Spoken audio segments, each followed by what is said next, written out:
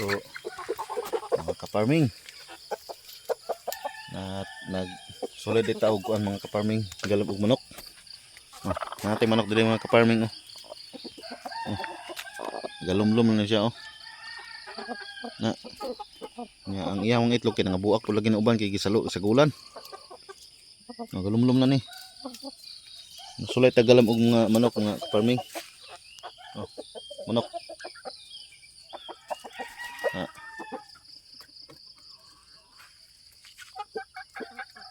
Sulay na to ning manok mga farming og may bang galmon. Diri mga ka-farming nanay itlog gasugod do itani sa duha ka buk manok mga ka-farming no. Diri galumlum na pud ning usa. Mga kuan ni huluhano. Pero dili gini siya pure nga huluhano. No ano. Gasugod ta sa usa ka buk baye o usa ka buk buto. Nakasugod na mo pamusa ning uban.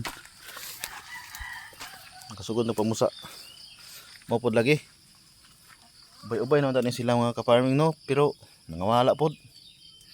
Lahi ra gani manggalam ta diri sa dugol og mga silingan. Nangawala ra atong manok. Kay di na manguli. Ngano dugay di na manguli. Gipakaon man ta. So atong plano ani mga ka-farming ako ning palitan og katong net no. Palitan ako ni sa net nga para atong ipatuyok diri sa atong palibot para sa atong mga manok para di na sila matuglagyo. Kay kung maari ra sa pasagdaan na natok suri-suri atong mga manok mangawala gyud. Diri na napi itlog diri bali wala ni ako ang mga andron tulo. Pero gasugod ugod ta sa usa ka buok baye o usa ka buok buto.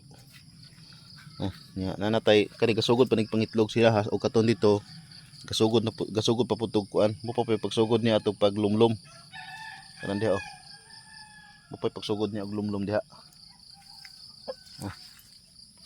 Diyan kani mo pa pagsugod ani niya ani pagsugod po ani niya galulum. Kani nga itlog mo ni katong ilahang inahan pag-una na kung mga ano ni itlog niya. Muna akong buto buto ano siya. Okay, so update niya muna ako mga ka-farming no. So sunod mga ka-farming i-update muna ako kung unsay resulta sa atong manok. Okay.